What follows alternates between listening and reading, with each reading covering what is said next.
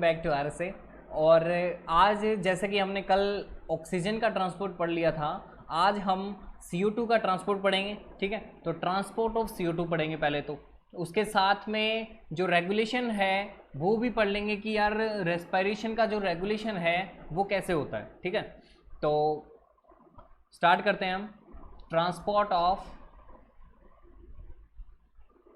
CO2, ठीक है, carbon dioxide. ठीक है जी, इसका ट्रांसपोर्ट स्टार्ट किया हमने। अब देखो, हम बोलते हैं कि यार ये CO2 है जो ये हीमोग्लोबिन के साथ ट्रांसपोर्ट होती है। ठीक है, तो फर्स्ट हमने बोल दिया कि हीमोग्लोबिन के साथ जब ये ट्रांसपोर्ट होती है तो किस फॉर्म में ट्रांसपोर्ट होती है, ये कार्ब अमीनो। ठीक है, कार्ब अमीनो हीमोग्लोबिन, हीमोग्लोबिन। ठीक है, तो इस फॉर्म में ये ट्रांसपोर्ट होती है हमारी CO2। ठीक है, और कितनी परसेंट, हमने बोला 20 से 25%। ठीक है जी, तो यानी कि एक तरह से हमने कहा कि भैया RBC के अंदर जो हीमोग्लोबिन है उसके साथ कार्बन डाइऑक्साइड जुड़ी और 20 से 25% इसका ट्रांसपोर्ट इसके थ्रू हो गया।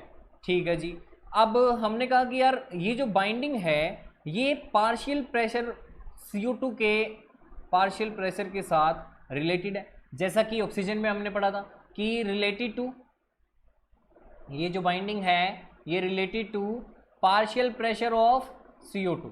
ठीक है, यानी कि CO2 के पार्शियल प्रेशर से ये क्या है, जस्ट अ मिनट। ठीक है, हमने कहा कि ये CO2 के पार्शियल प्रेशर से रिलेटेड है। ठीक है जी, अब हम बोलते हैं कि यार ये जो ऑक्सीजन है, यानी कि जब हम पार्शियल प्रेशर ऑक्सीजन का देखते हैं तो ये इसको इफेक्ट करने वाला एक तरह से हम बोलते हैं कि यार मेन कारण हो सकता है क्या, मेन फैक्टर, मेजर फैक्टर हो सकता है क्या, तो ये मेजर फैक्टर हो सकता है। ठीक है, और होता भी है, तो मेजर फैक्टर है जो कि अफेक्ट कर सकता है इसकी बाइंडिंग को। ठीक है, अब हमने कहा कि यार जो PCO2 हाई है और PO2 लो है टिश्यू के अंदर, टिश्यू के अंदर क्या था, कार्बन डाइऑक्साइड ज़्यादा थी और ऑक्सीजन जो थी वो कम थी, तो हमने कहा कि वहाँ पे ज़्यादा बाइंडिंग कार्बन डाइऑक्साइड की होगी। और अगर हम वही बात करते हैं एल्वियोलाई के अंदर, उसमें ज़्यादा बाइंडिंग ऑक्सीजन की होगी क्योंकि वहाँ पे पार्शियल प्रेशर ऑक्सीजन का ज़्यादा है, तो यानी CO2 जो है वो वहाँ एल्वियोलाई के अंदर डिसोशिएट होगी। ठीक है जी, अब हम जब बोलते हैं कि भैया ये जो डिसोसिएशन है कार्बन डाइऑक्साइड का, ये कार्ब अमीनो हीमोग्लोबिन की फॉर्म से मान लो वापस डिसोशिएट हो रही है। ठीक है, तो यानी कि हमने कहा कि CO2 जो कि बाउंड की थी हीमोग्लोबिन के साथ टिश्यूज में, अब डिलीवर कर दी गई है एल्वियोलाई तक, वहाँ पे आके वो डिसोशिएट हो गई और CO2 जो है वो एल्वियोलाई को मिल गई और उससे हमने उसको बाहर की तरफ निकाल दिया। अब हमने कहा कि जो RBC है वो एक बहुत ज़्यादा कंसंट्रेशन रखता है एक एंजाइम की। ठीक है, एक एंजाइम की बहुत ज़्यादा कंसंट्रेशन RBC के अंदर प्रेजेंट है। उस एंजाइम का नाम है कार्बोनिक एनहाइड्रेज। एंजाइम का नाम क्या है, कार्बोनिक एनहाइड्रेज। और अभी हम इसकी बात करते हैं।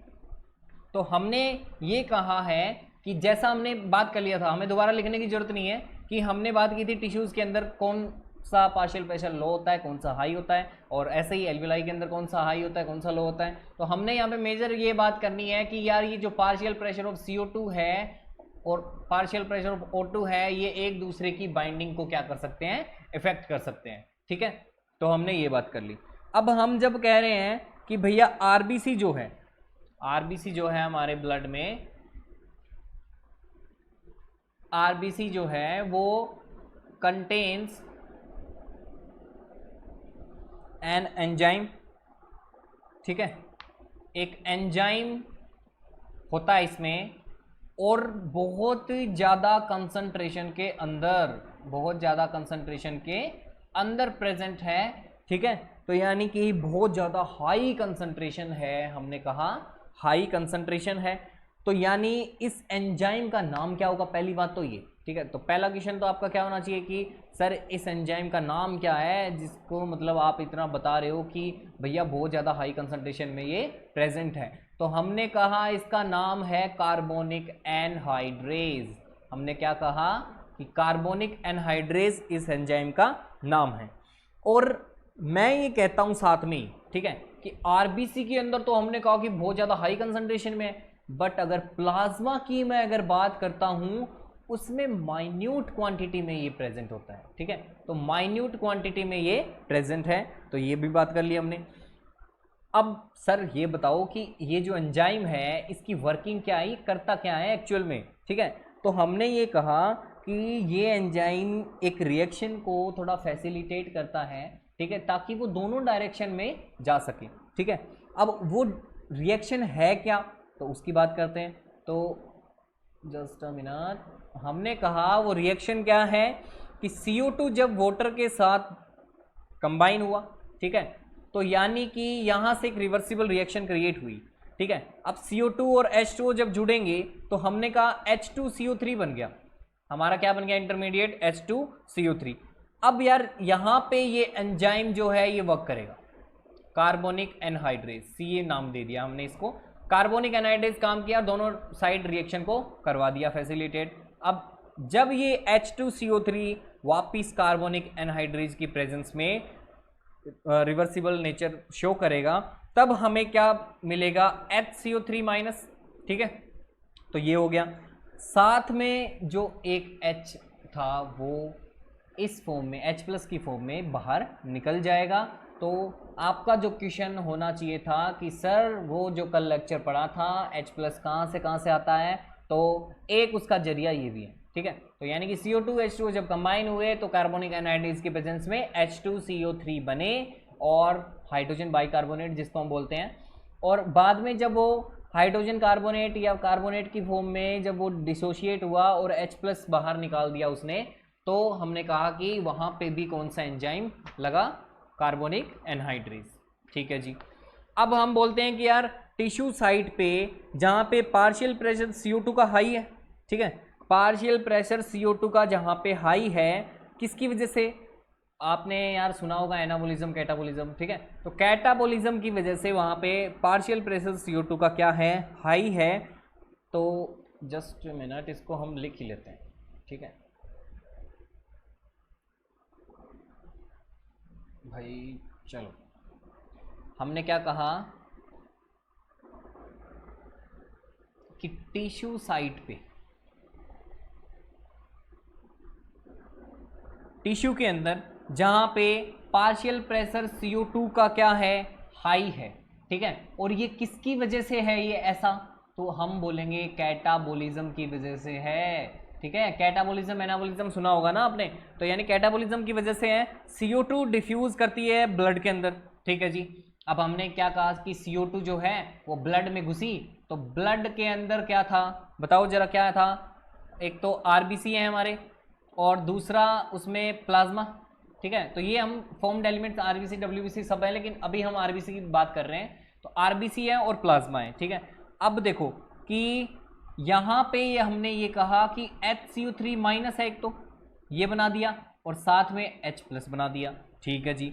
अब एल्वियोलर साइट पे हम जब देखेंगे कि एल्वियोलर साइट पे जब हमने देखा, ठीक है, बात की, तो हमने ये कहा कि यहाँ पे पार्शियल प्रेशर CO2 का तो क्या है, लो है, और जो रिएक्शन प्रोसीड करेगी अपोजिट डायरेक्शन में वो क्या करेगी, क्या बनाएगी, CO2 प्लस H2O, ठीक है। तो हमने मोटा मोटी ये बात कर ली है कि टिश्यू साइट पे जब हम बात करें तो पार्शियल प्रेशर CO2 का हाई है कैटाबोलिज्म की वजह से, और जब CO2 ब्लड के अंदर हो रही है तो RBC प्लाज्मा 2 है, तो वहाँ पे वो HCO3 माइनस और H प्लस की फॉर्म में कर रही है, और यहाँ पे एल्वियोलर साइड पे वापस से वो रिवर्सिबल नेचर शो कर रही है जो कि CO2 प्लस H2O, और जो कि हमने पिछली अभी रिएक्शन में पढ़ा था, ठीक है।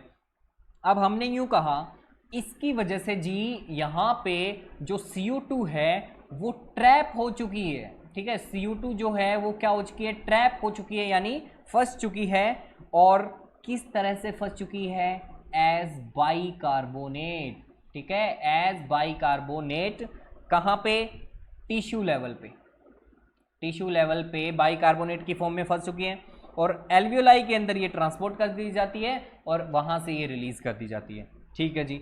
अब हमें बात क्या करनी है कि ये जो CO2 है ये एक्चुअल में कितना ब्लड जाए और कितनी CO2 वो ट्रांसपोर्ट कर पाए, ठीक है। तो हम ये कहते हैं कि भैया जब डीऑक्सीजनेटेड ब्लड, डीऑक्सीजनेटेड मतलब जिसके अंदर क्या है, CO2 की जो अमाउंट है वो ज़्यादा होती है, ठीक है, CO2 रिच ब्लड है, तो 100 ml जब डीऑक्सीजनेटेड ब्लड होगा वो 4 ml CO2 को एल्वियोलाई तक क्या करेगा, डिलीवर करेगा, ठीक है। तो हमने क्या कहा यहाँ पे, हम बोलेंगे कि 100 ml, लेकिन कौन सा डीऑक्सीजनेटेड ब्लड जो है, डीऑक्सीजनेटेड ब्लड जो है वो क्या करेगा, ट्रांसपोर्ट करेगा, कैरी करेगा किसको, 4 ml किसको, CO2, 4 ml CO2, ठीक है। तो 4 ml CO2 कहाँ तक, हमने बोला टू द एल्वियोलाई, एल्वियोलाई तक, ठीक है जी। तो ये आपको एक पॉइंट रिमेंबर हमेशा रखना है, याद रखना है, ठीक है। तो अब देखो हम एक बात करते हैं जनरल, कि हमने कहा यार प्लाज्मा के थ्रू 7% था CO2 का ट्रांसपोर्ट, बाइकार्बोनेट की फॉर्म में 70% है, ठीक है, और उस रिएक्शन की भी हमने बात कर ली। लेकिन एक चीज़ देखते हैं कि जब ये एक्चुअल में मतलब कि इसका ग्राफ बनाते हैं हम या हम इसको देखते हैं तो वहाँ पे क्या दिक्कत होती है, क्या सब प्रोसेस होता है, उसकी बात करते हैं। कि यार जैसे मान लो हमने कहा कि एक वो कार्बोनिक एसिड बनता है ना, मतलब RBC जब डिसोशिएट करता है तो, ठीक है। तो जब हम बोल रहे हैं कि बाइकार्बोनेट आयन की फॉर्म में है, हमने कहा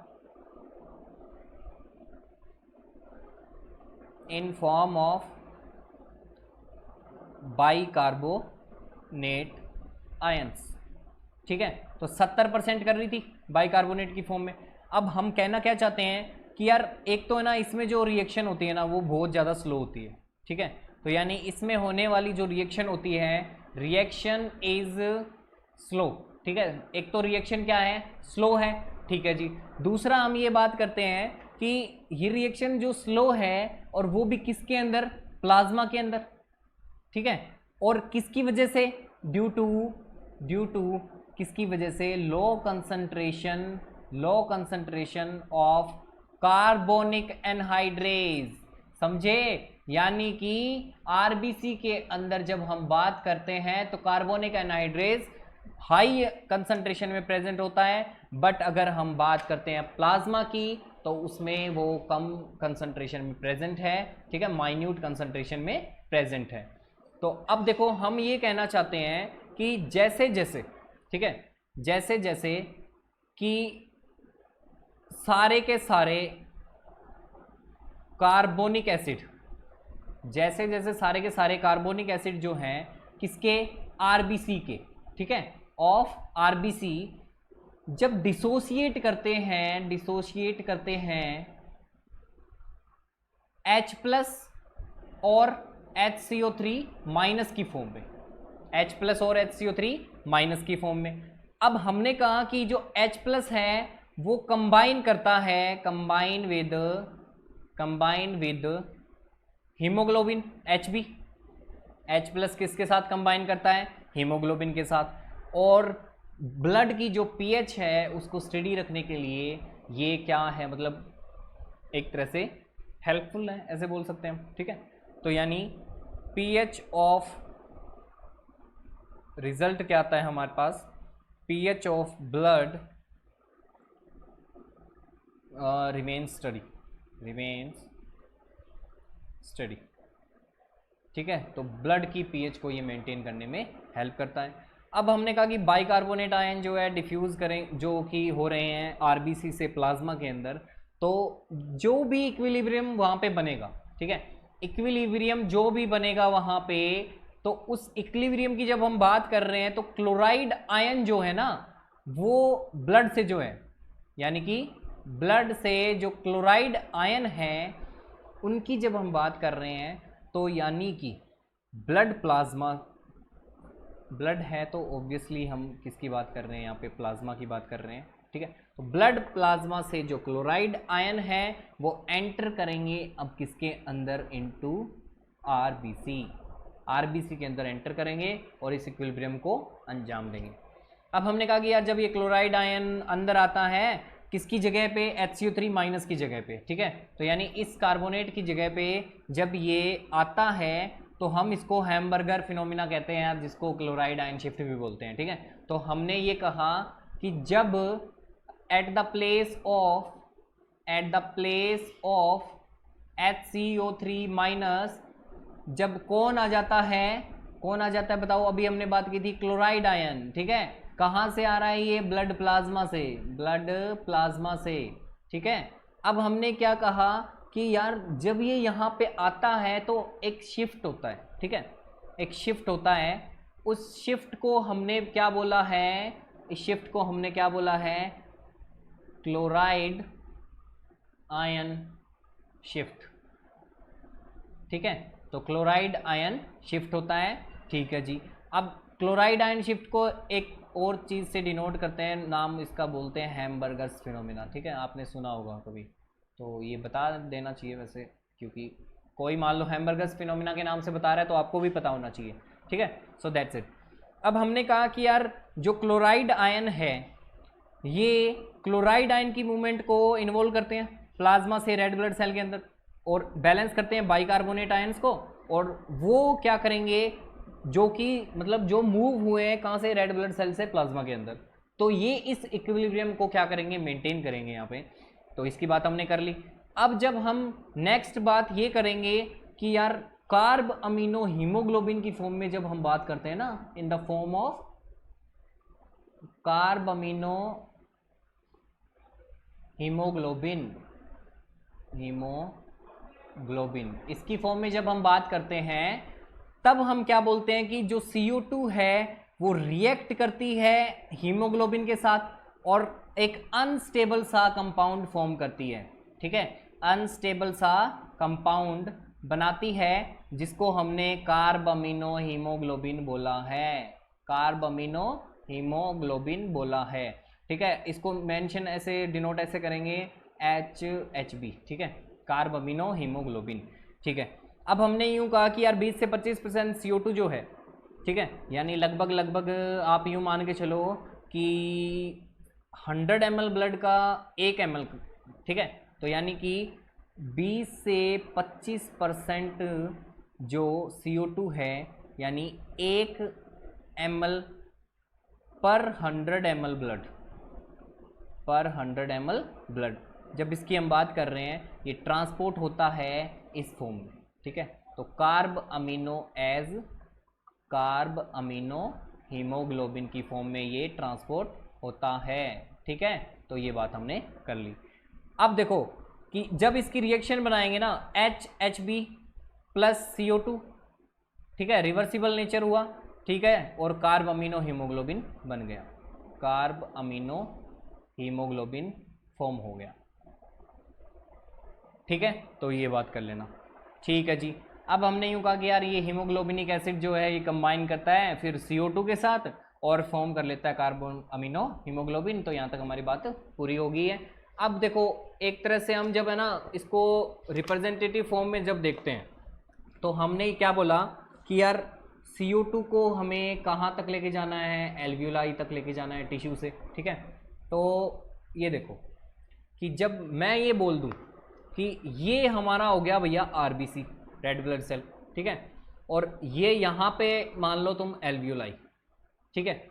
अब हमने क्या कहा कि यहाँ से O2 गई थी, ठीक है, प्लाज्मा के अंदर गई पहले, तो फिर क्या हुआ कि ये वापस से प्लाज्मा के अंदर आ सकती है HHB, और जब O2 मिल जाए तो, और अगर ये दोनों जुड़ जाएं आगे जाए रिएक्शन तो HbO2 बन सकता है यहाँ पे, ठीक है जी।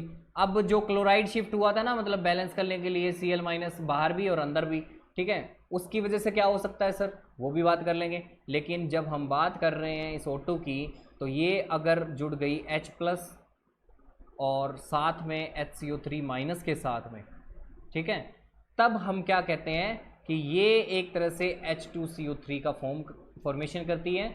और ये H2CO3 हमने पढ़ा था कहाँ से क्या होता है इसका, तो इसको क्या बोलेंगे हम कि ये जो HHB है, ये जो HHB है इसके साथ जब CO2 फॉर्म हुई थी तब ये इस फॉर्म में तब ये इस फॉर्म में जा सकती है कि CO2 और वहाँ पे जो हमारा H हीमोग्लोबिन वाला और क्या नाम हाइड्रोजन वाला और ऑक्सीजन उसके साथ में जुड़ जाए, तो यानी कि CO2 और H2O हमारे साथ यहाँ पे फॉर्म हो जाएंगे हमारे पास। ठीक है, तो ये बात हमने कर ली।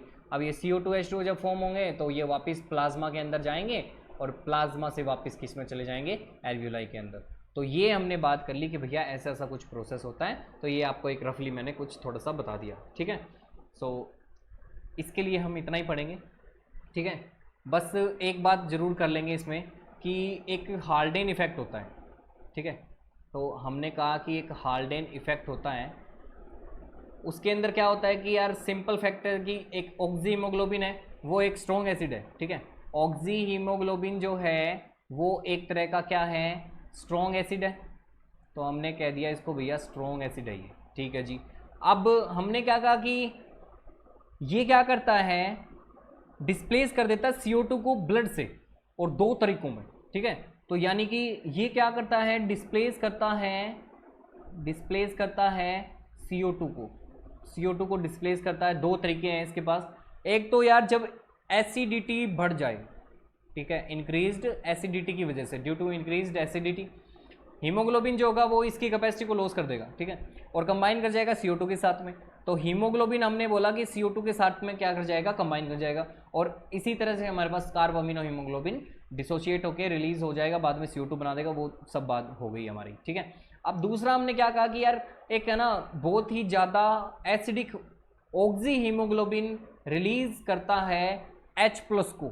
ठीक है, H+ को रिलीज किया जाता है। ठीक है, H+ जब रिलीज होते हैं तो क्या करते हैं कि ये बाइंड करते हैं बाइकार्बोनेट के साथ। बाइकार्बोनेट के साथ ये क्या करेंगे, बाइंड करेंगे। ठीक है जी, बाइकार्बोनेट आयन के साथ इसने बाइंडिंग कर ली। अब बना क्या देंगे वहाँ पे, ये कार्बोनिक एसिड बना देंगे। ठीक है, और जैसा कि हमने बात की थी कि डिसोसिएशन जो है वो वापस से H2O CO2 के अंदर हो जाएगा। तो यानी कि H2O और CO2 जो है वो वापस से डिफ्यूज़ हो जाएगा और CO2 है जो एल्वियोलाई तक वापस पहुंच जाएगी। तो हमने इसकी बात कर ली। सो हमारा जो ये ट्रांसपोर्ट ऑफ कार्बन डाइऑक्साइड था, ये हमारा टॉपिक यहाँ पे ख़त्म होता है। और अब जो हमने बात की है कि यार हम नेक्स्ट टॉपिक की बात करेंगे, तो नेक्स्ट टॉपिक हमारा आता है इसके बाद में रेगुलेशन ऑफ रेस्पिरेशन।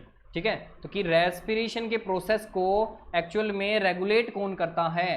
ठीक है, तो ये जो CO2 का ट्रांसपोर्ट है, O2 का ट्रांसपोर्ट है, अगर इसमें आपको फिर भी कोई दिक्कत लगे, मैंने सारे पॉइंट मेंशन कर दिए हैं, फिर भी आपको कोई ऐसा पॉइंट लगे कि हाँ सर ऐसा हो सकता है क्या, ये हो सकता है क्या, तो प्लीज़ कमेंट करके बताएं हमें और कॉन्टेक्ट करें। बिल्कुल आपकी हेल्प की जाएगी और उस पर क्या पता हम एक और वीडियो बना दें जिसमें वो पॉइंट इन्वॉल्व कर दें हम। ठीक है, तो आप वो कर सकते हैं। ठीक है, अब हमने कहा कि यार रेगुलेशन की बात करेंगे कि रेस्पिरेशन का रेगुलेशन कौन करता है, रेस्पिरेशन का रेगुलेशन कौन करता है। तो यार देखो हमारे पास जो है, हम ह्यूमन बींग्स हैं, हमारे पास सिग्निफिकेंट एबिलिटी है ताकि हम मेंटेन कर सकें, और जो रेस्पिरेटरी रिदम है उसको, वो हमारी बॉडी टिश्यूज़ को सूट भी तो होनी चाहिए ना, उस डिमांड को भी हम पूरा कर सकें। तो हमने कहा कि यार ये सारा सिस्टम जो है ये किसकी वजह से होता है, हमारा न्यूरल सिस्टम की वजह से। ये सारा सिस्टम हमारा किसकी वजह से होता है, न्यूरल सिस्टम की वजह से। तो हमने क्या कहा कि न्यूरल सिस्टम की वजह से ये सारा प्रोसेस होता है। ठीक है, अब देखो एक स्पेशलाइज सेंटर है जो हमारे पास प्रेजेंट है। ठीक है, स्पेशलाइज सेंटर अगर हमारे पास, हमने कहा कि प्रेजेंट है, तो हम उसको शो करते हैं। तो आपको एक रफली मैं डायग्राम बना के दिखाता हूँ। ठीक है, उसमें मैं इन्वॉल्व करूँगा हमारे माइंड तक का, मतलब स्पाइनल कोड से माइंड तक का सारा। ठीक है, तो उसकी बात करते हैं ज़रा, और उसमें देखते हैं कि यार कैसे कैसे कहाँ पे ये सेंटर हमें मिलेगा, और वो सारी बात करते हैं। ठीक है, तो जस्ट अ मिनट बस, चलो ठीक है। देखो अब हमने यूँ कहा कि भाई इसकी हमें बात करनी है अच्छे से, तो भाई अच्छे से ही पढ़ लिया जाए, इसको कोई दिक्कत नहीं आनी चाहिए ना इसमें। फिर तो मैं निकालता हूँ हमारा चैप्टर एक, बस एक मिनट। जब हम इस चैप्टर में बात कर रहे हैं न्यूरल वाले में, तो न्यूरल वाले में अच्छे से बात कर लेनी चाहिए इसकी, ताकि आपको अच्छे से पता हो सारा। देखो हमने क्या कहा कि न्यूरल सिस्टम हेल्प करता है। अब इस चीज़ को समझो कि ये हमारी स्पाइनल कोड है, ठीक है, चलो बाद में पढ़ते हैं एनसीईआरटी की लाइन, पहले इसको समझो कि ये हमारी क्या है, स्पाइनल कोड है। तो हमने कहा कि यार ये हमारी स्पाइनल कोड हो गई। अब ये जब आगे की तरफ वेरी करेगी, ये वाला जो पार्ट आएगा इसके जस्ट बाद में सबसे पहला वाला ये मेडुला पार्ट होगा, ठीक है। मेडुला की बात हमने कर ली। अब इसके जस्ट बाद में कौन होगा, पोन्स होगा, ठीक है। तो पोन्स की बात करेंगे हम।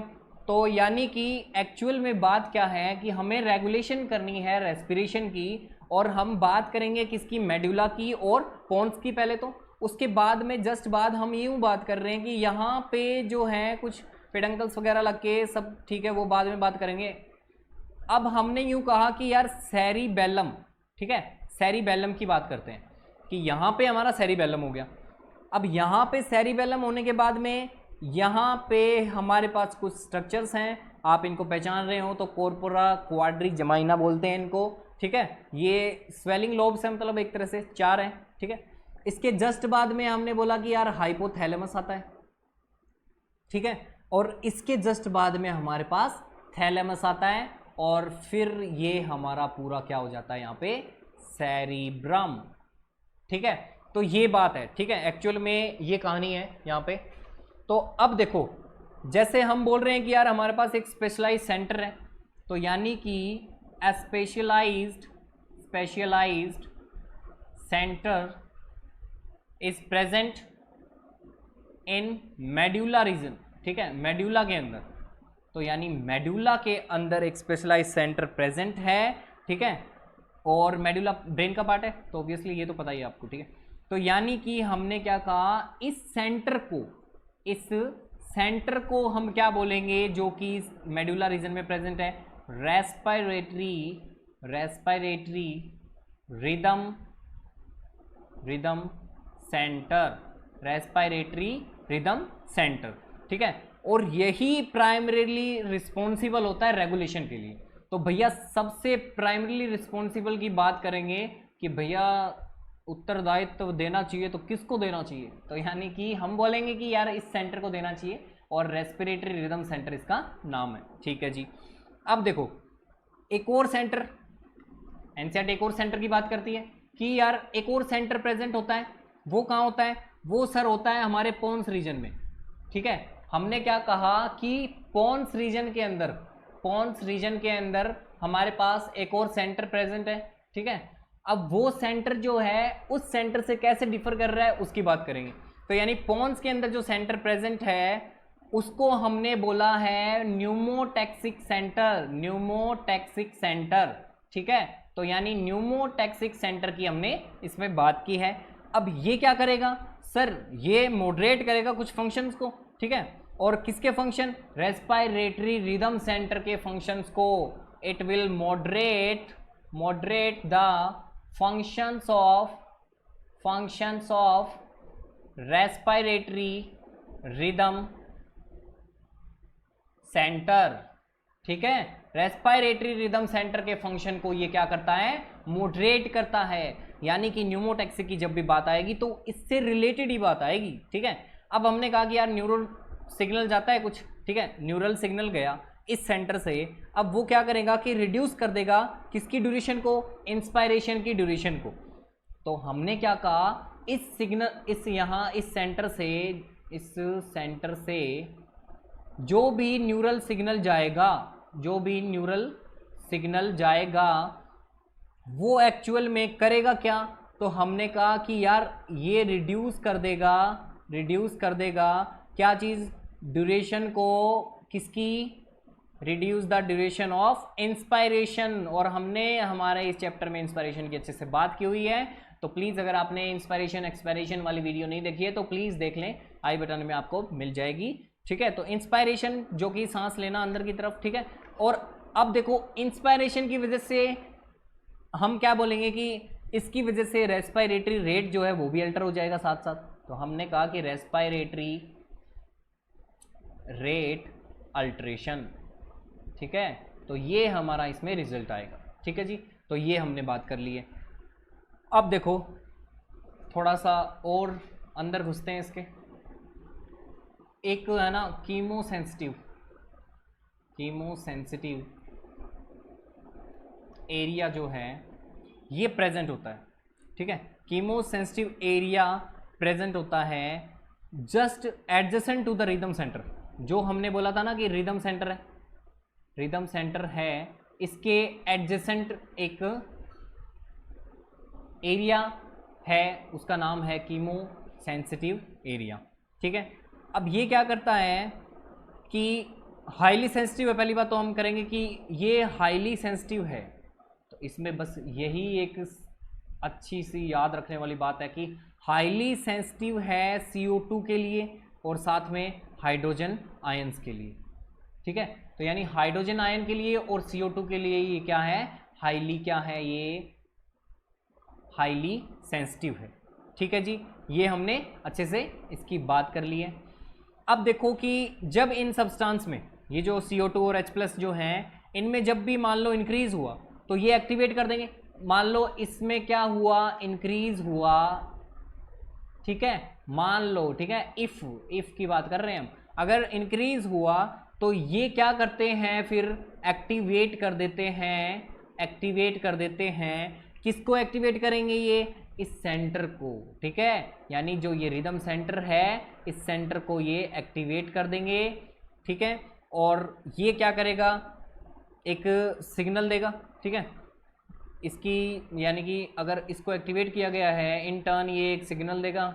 ठीक है जी, सिग्नल जो देगा रिदम सेंटर को टू मेक नेसेसरी एडजस्टमेंट, यानी कि सिग्नल किसको दे रहा है, ये रिदम सेंटर को। ठीक है, रिदम सेंटर को दिया। रिदम सेंटर को देने का मतलब क्या हुआ कि एकदम प्रॉपर टाइप की एडजस्टमेंट की जाए। ठीक है, एडजस्टमेंट की जाए। ठीक है, तो हमने क्या कहा एक्चुअल में कि भैया रेस्पिरेटरी प्रोसेस में जितनी भी नेसेसरी एडजस्टमेंट है वो सब की जाए, क्योंकि यहाँ पे हमारे पास ये कुछ मटेरियल्स हैं, ये बढ़ रहे हैं। CO2 हाइड्रोजन आयन कंसंट्रेशन की जो हमने बात की है। ठीक है, तो हाइड्रोजन आयंस वगैरह जो है वो बढ़ रहे हैं। ठीक है, तो उसकी वजह से एडजस्टमेंट हो गई रेस्पिरेटरी प्रोसेस में। अब क्या होगा कि यार ये जो सब्सटेंस है, इसकी वजह से ये जो सब्सटेंस है, इस एडजस्टमेंट का रिजल्ट क्या होगा कि एलिमिनेशन हो जाएगा, एलिमिनेशन ऑफ CO2 या फिर H+ हो जाएगा। ठीक है, तो यानी रिजल्ट हमारे पास ये आया कि भैया हमारे पास फाइनली एलिमिनेशन होने का चांस आ गया है कि यार इनका एलिमिनेशन कर दिया जाए, अब ये ज़्यादा परेशान कर रहे हैं। ठीक है, अब देखो आप लोग जानते होंगे कि जैसे ये हर्ट हो गया हमारा। ठीक है, तो यानी कि यहाँ से एक आवर्टिक आर्क होती है। ठीक है, इसको हम बोलते हैं आवर्टिक आर्च। ठीक है, इससे रिलेटेड कुछ बात करते हैं। तो यानी आवर्टिक आर्च जो है, इससे कुछ एसोसिएटेड रिसेप्टर्स हैं। ठीक है, इससे कुछ एसोसिएटेड क्या हैं, रिसेप्टर्स हैं। ठीक है, अब क्या है ना कि कैरोटिड आर्टरी सुनी होगी आपने, इससे भी है वो रिलेटेड। तो यानी कि ये एक तो आवर्टिक आर्क हो गई, प्लस में कौन हो गया हमारा, कैरोटिड आर्टरी हो गई। कैरोटिड आर्टरी की बात कर ली हमने। ठीक है, इससे रिलेटेड क्या है, एसोसिएटेड रिसेप्टर्स हैं जो कि रिकॉग्नाइज करते हैं, जो कि क्या करते हैं, रिकॉग्नाइज करते हैं, पहचानते हैं, रिकॉग्नाइज करते हैं किसको, CO2 या फिर वो जो H+ हमने पढ़ा था उसकी कंसंट्रेशन को। ठीक है जी, और क्या करेंगे, ये नेसेसरी सिग्नल्स को भेजेंगे, नेसेसरी सिग्नल्स को ये भेजेंगे। ठीक है जी, अब हमने यूं बोल दिया कि भैया रिसेप्टर हैं कुछ आवर्टिक आर्च से रिलेटेड और कैरोटिड आर्टरी से एसोसिएटेड, वो रिकॉग्नाइज करते हैं कि भैया कितना क्या चेंज आ रहा है CO2 में, H+ में, इन सब में। ठीक है, और फिर क्या करते हैं कि सिग्नल भेजते हैं जो कि ज़रूरी होता है। ठीक है, और किसको भेजेंगे ये सिग्नल, ऑब्वियस सी बात है यार, रिदम सेंटर को भेजेंगे। ठीक है, रिदम सेंटर को ये क्या भेजेंगे, सिग्नल भेजेंगे, और रिदम सेंटर जो है वो अपना रिमेडियल एक्शन शो करेगा। ठीक है, तो रिमेडियल एक्शन शो कर देगा। ठीक है, दैट्स ओके। अब यानी कि हमने यहाँ पे अच्छे से पूरी बात कर ली है कि रिसेप्टर्स का क्या रोल है, एक तो कीमोसेंसिटिव एरिया का क्या रोल था, और CO2H+ कंसंट्रेशन का क्या रोल है यहाँ पे, तो वो क्या कैसे इंक्रीज हो जाते हैं, तो क्या होता है, ठीक है, और फिर वो उनको एलिमिनेशन कैसे होता है, वो सारी बातें हमने अच्छे से कर ली है। और हमें एक और लाइन मेंशन करनी चाहिए एनसीईआरटी की यहाँ पे कि भैया the role of oxygen in the regulation of respiratory rhythm is quite insignificant, यानी कि जो ऑक्सीजन का रोल है, ऑक्सीजन का रोल है किसमें, इन रेगुलेशन ऑफ रेस्पायरेशन के प्रोसेस में, इसके रेगुलेशन में जो यानी कि रेस्पायरेटरी रिदम है, रेस्पायरेटरी रिदम जो है, ठीक है, उसमें वो ना के बराबर है, ठीक है, इनसिग्निफिकेंट है, इनसिग्निफिकेंट है। तो हमने ये बात कर ली कि भैया इनसिग्निफिकेंट है, O2 का रोल कोई खास रोल इसका है नहीं। तो आज की हमारी वीडियो यहीं पे ख़त्म होती है और हमने इस चैप्टर की एंडिंग पर हम आ चुके हैं। तो यानी कि हमें अब लास्ट वीडियो के अंदर बात करनी है डिसऑर्डर्स ऑफ रेस्पिरेशन, ठीक है, यानी कि इससे रिलेटेड होने वाले जितने भी डिसऑर्डर्स होंगे वो हम नेक्स्ट वीडियो में बात करेंगे। सो प्लीज़ हमारे साथ बने रहिए और सारी वीडियोस को देखते रहिए। हमने प्लेलिस्ट बना दी है, आप प्लीज़ जाएं और एक एक करके सारी नंबर वाइज वीडियोस को देखें। So thank you so much watching RSA, और प्लीज़ इसको शेयर करते रहिए और सब्सक्राइब और नोटिफिकेशन बेल को अगर आपने प्रेस नहीं किया है तो प्लीज़ कर दीजिए। Thank you so much.